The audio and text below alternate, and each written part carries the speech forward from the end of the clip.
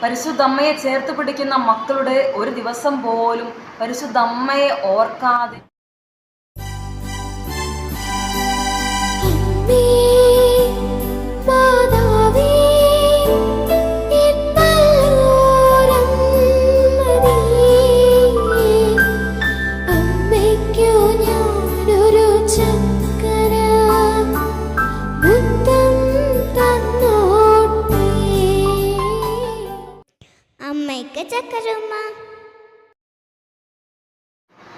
Hallelujah.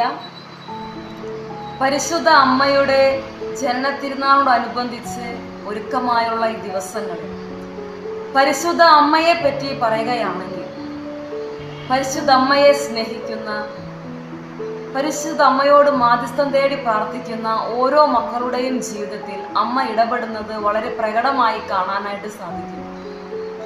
മാത്രമല്ല, ഈശോയിലേക്ക് നമ്മെ അടുപ്പിക്കുവാനായി വിശുദ്ധി എന്ന പുണ്യം അഭ്യസിപ്പിക്കുന്നതിൽ പരിശുദ്ധ അമ്മ ഒത്തിരി ശ്രദ്ധാലുവാണ്.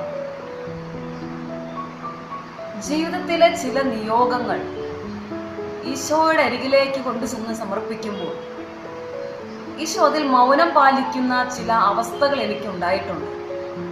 എന്നാൽ ഇത് പരിശുദ്ധ അമ്മയിലൂടെ സമർപ്പിക്കുമ്പോൾ ഈ ഒരു നിയോഗത്തിൽ ഈശോ പെട്ടെന്ന് ഇടപെടുന്ന പല അനുഭവത്തിലൂടെയും ഞാൻ കടന്നു ചെന്നിട്ടുണ്ട്. ഇതിനെപ്പറ്റി ധ്യാനിച്ചപ്പോൾ എനിക്ക് ലഭിച്ച ഉത്തരം, ഈശോ പരിശുദ്ധ അമ്മയെ അത്രമാത്രം സ്നേഹിക്കുന്നുണ്ട്. പരിശുദ്ധ അമ്മയെ ചേർത്ത് പിടിക്കുന്ന മക്കളുടെ ഒരു ദിവസം പോലും പരിശുദ്ധ അമ്മയെ ഓർക്കാതെ ഈശോയുടെ അരികിലേക്ക് പ്രാർത്ഥനകളുമായി കടന്നു ചെല്ലരുതെന്നുള്ള ഒരു ആഗ്രഹം പറയാതെ പറയുന്നത് പോലെ പല പ്രാവശ്യം എനിക്ക് അനുഭവവേദ്യമായിട്ടുണ്ട്. ഇതെനിക്ക് മനസ്സിലാക്കി തന്നത് ഈശോ അത്രമാത്രം തൻ്റെ അമ്മയെ സ്നേഹിക്കുന്നു. തൻ്റെ അമ്മയെ സ്നേഹിക്കുന്ന മക്കളെയും ഈശോ അത്രമാത്രം സ്നേഹിക്കുന്നു. നമുക്ക് പ്രാർത്ഥിക്കാം. പരിശുദ്ധ അമ്മ മാതാവിനോട്, പെറ്റമ്മയേക്കാൾ നമ്മെ സ്നേഹിക്കുന്ന നമ്മുടെ പരിശുദ്ധ അമ്മയോട് നമുക്ക് മാധ്യസ്ഥം തേടി പ്രാർത്ഥിക്കാം.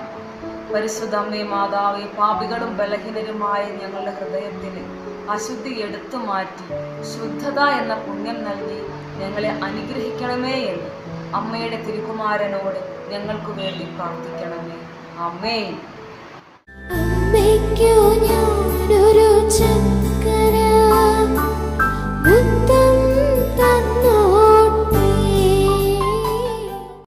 അമ്മയ്ക്ക് ചക്കരമ്മ.